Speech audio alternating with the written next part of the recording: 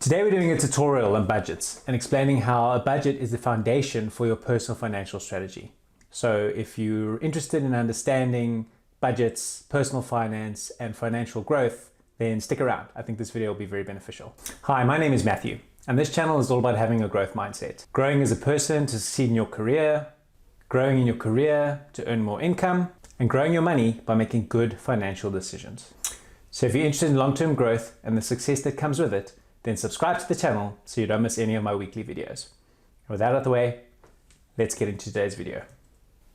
So in today's tutorial, I'm going to show you how to put together a simple budget that works for you. I'm then going to show you how to use this template to develop your personal financial strategy. And be sure to watch to the end, where I'll share my 3-step strategy for building long-term sustainable financial wealth. So let's get into the tutorial. All right, so here we are at my computer, where I'm just going to put in the budget into an Excel template. Pretty straightforward. It's not really about great Excel skills. It's just about having a place to capture the various cost items.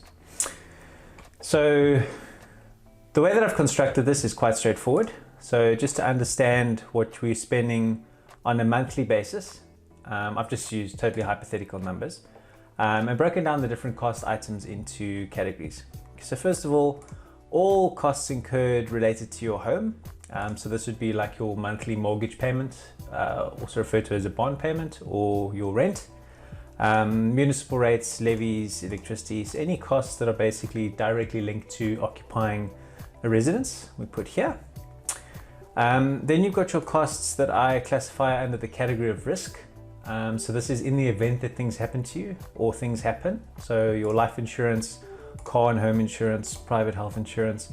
By the way, if you have kids or responsibilities, please make sure that you have life insurance. It's very, very important. So many people think it isn't necessary, but it really, really is. If something happens to you, you need to make sure that your loved ones are taken care of and provided for. In terms of your living costs, we have to eat, and if we're sick, we need medicine. So that would be the logic of putting your out-of-pocket and your food and groceries here. Just some general advice. Your banking app is a great source of information because a lot of the banking apps nowadays even put your expenses into these various categories for you. So it's quite easy for you to track your spending and to try and understand what you're spending on a monthly basis. Failing which, you can use your bank statements, and it's also handy to file your bills by creditor. So whomever is billing you, you file it, and so many of them will email it to you now, so you can go pretty much paperless. That's just a very easy way to track your spending information. So I recommend going paperless as much as you can. In terms of your food and groceries, I know a lot of us shop in different places. So it can be painful to track all your slips and add it up every month. I don't do that. I look at an average spend per grocer on my statements. So, you know, we spend at, for example, Coles and Woolworths. So we look at what that spend is on average over about 3 months. And I just call that my monthly average, and maybe just add, 10% as a margin of safety. And in terms of transport, you've got your car repayments, your fuel, licensing, and all public transport, if that's applicable. Then you have your communications, so your mobile phones, internet, home internet, those sorts of things. I don't think any of us live without that nowadays, that's for sure. Your entertainment, you put in things like your cable TV, your streaming services, eating out and going out. Not that too many of us have been doing that now during the pandemic, but we put it there. It goes under the entertainment category. And then for those of us who have children, we know how expensive they can be. So the cost of their schooling, daycare if applicable, clothes, and all of the various things that come with after school activities, etc., etc. We put here under children. And then the one that I think a lot of us forget to factor in is recreational. So we've got gym memberships, we've got professional memberships, we've got memberships to golf clubs, we've got all sorts of different memberships that we pay on an annual basis. So we don't factor that into our cash flow. What I recommend here is you take the annual fee, you divide it by 12, and you just put it into your monthly budget. Those of us who, well, when we still could travel pre-lockdown, many of us would want to go on a holiday every year. Something you also need to work into your budget. So take what you're expecting to spend, also divide that by 12 and work that into your budget. So that's basically the difference between a monthly cash flow and a monthly budget. The actual cash will flow at different times of the year. So if you think about Christmas, you're going to spend a lot of the money on gifts towards the end of the year. If you think about travel, you're going to spend it when you travel and no other time, but it has to factor into your budget so that you know where you are on an overall level month by month. Then the next category is debt. So in this example, I just chose paying off of credit cards, personal loans, and any student loans. Just a note, credit card is usually very expensive debt, north of 20% interest charged on that. So very, very expensive, particularly if you don't repay it in, I think it's about 58 days normally on average. Personal loans, they're also unsecured debt and therefore quite expensive from an interest rate perspective. And student loans, a little bit less expensive, but still fairly costly. So we've put our costs into these various categories.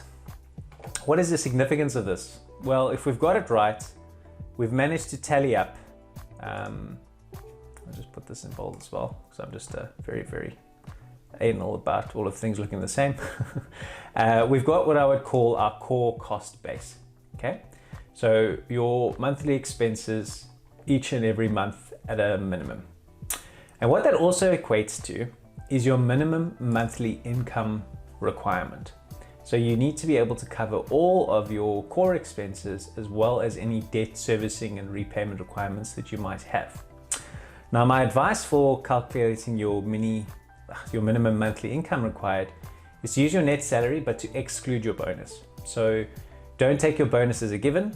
If you work on risk, like commission basis, for example, try and use 90% of your averages. And if you have some passive income and secondary income streams, also use the lower middle end of your averages, so that you could just basically have it down to a guaranteed monthly consolidated income, comparing that to your guaranteed monthly consolidated household expenses. And hopefully you will land with a surplus. Okay, so in other words, your actual monthly income exceeds your core cost base. If it doesn't, you're going to have a little bit of a problem. But this is the foundation of a financial strategy. Okay, so you cannot make decisions on investments, savings, etc. if you don't understand what it is that you're spending every month and what your expense base is. So here we've done that. Okay, it's an illustrative example. I've used hypothetical amounts, but we figured out that this is our core cost base, and therefore this is what our monthly income requirement is. Now, what I now want to move into is, what sort of financial strategy do you use when you have a surplus? And what is the priority in terms of servicing your debts, etc., etc.? Okay. So we mentioned earlier here that credit cards and personal loans are the most expensive debt that you can get, and they're also relatively short term. So my ideal financial strategy comprises of 3 steps. And step 1 is to prioritize the repayment of your high cost short-term debt. So any monthly surplus that you have, I recommend that you pay 100% of that towards repaying your short-term debts, such as credit cards and personal loan. Obviously, the condition for you to be able to do this is there actually needs to be a surplus.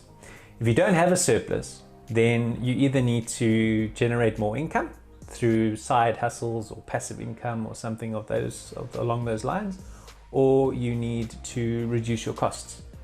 Otherwise, you're not on a very good financial track. You're potentially going to run into some trouble, particularly if your circumstances around your income don't improve in the not too distant future.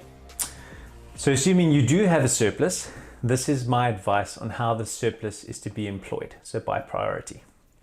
So step 1, 100% of your surplus going into paying off short-term debts, such as credit cards and personal loans.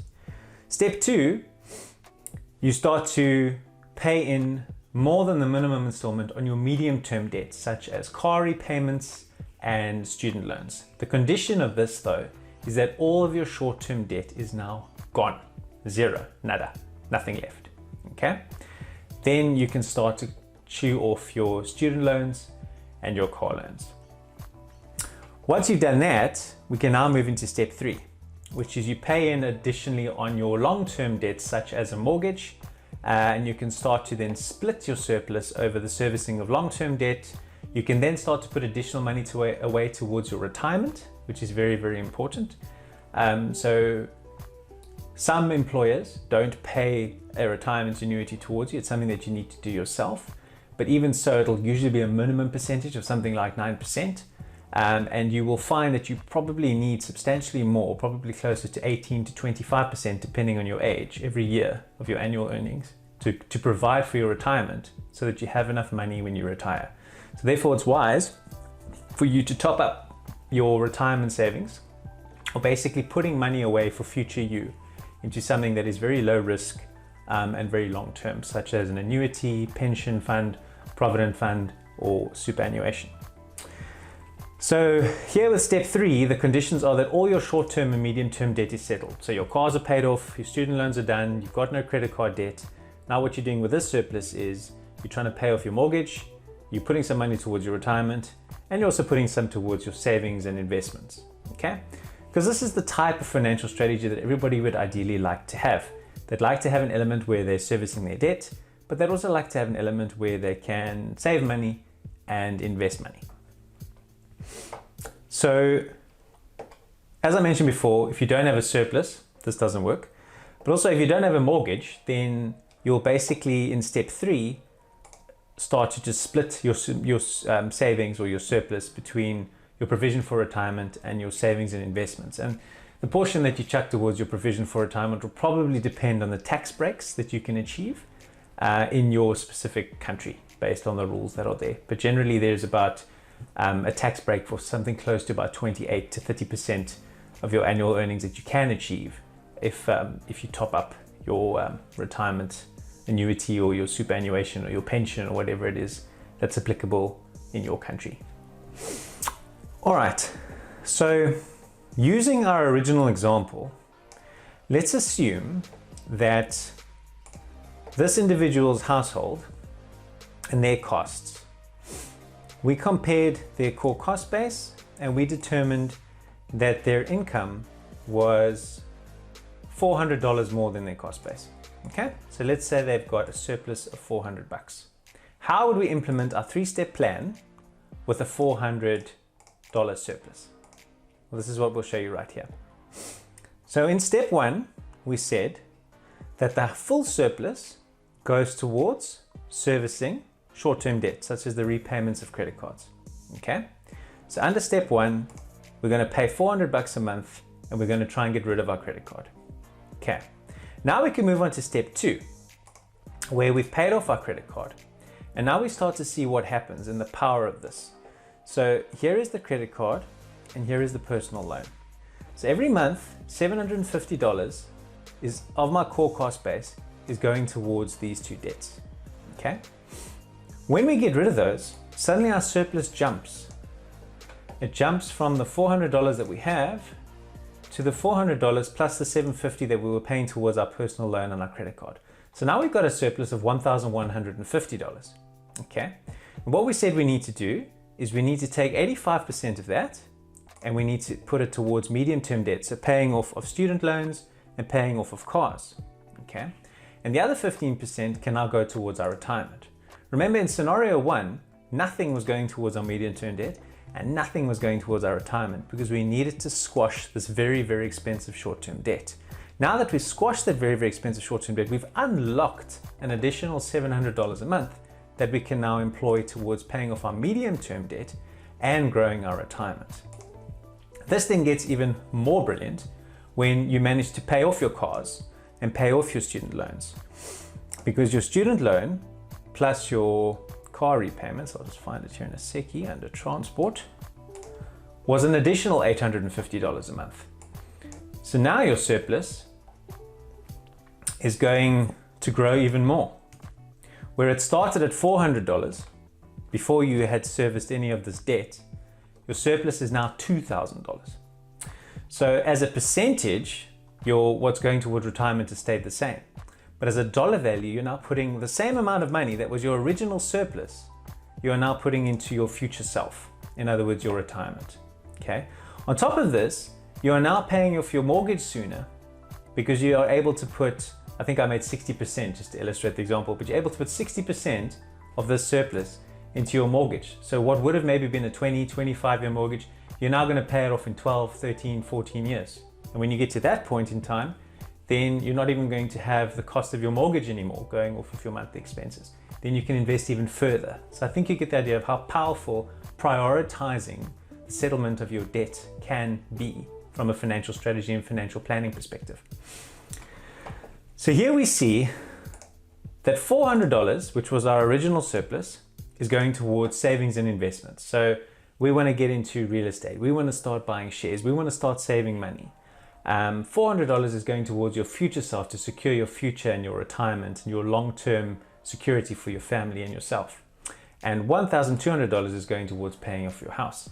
In the example I mentioned earlier, maybe you don't yet have a house and you are renting. Then the $2,000 can go towards saving up for a deposit to buy a house. I would still keep going towards my retirement. And I would still start putting things into savings and investments because there's a lot of benefits to saving money. If you just think about what's happened in 2020, those that were savers, those that were frugal, have been able to cope with the challenges of the pandemic far better than those who have not. So I think here we can basically see that this approach to prioritizing the paying off of our debt and the employment of our surplus is a ticket to financial growth and prosperity. The one thing I do want to say is that this doesn't happen overnight. It might take you 6 months to a year to 18 months to complete step 1. It might then take you a further sort of 2 years to complete step 2. But if it's a 2, 3, even 5-year process to move your surplus from $400 to $2,000, it is going to benefit your future self so massively that this sort of financial strategy is a very, very effective and very, very good way to go. I hope you enjoyed this video. I hope it was useful and added value. If you did get value out of the video, please leave a like and a comment. I'd love to hear from you. I'd love to hear your opinions and reviews. I'm very excited to be making more content that builds on this, particularly around ideas of reducing costs, the benefits of saving money, some investment strategies, some passive income ideas. There's still lots to come. So please make sure that you subscribe to the channel so you don't miss any of my weekly content. Thank you for watching, and I'll see you next week with another weekly video.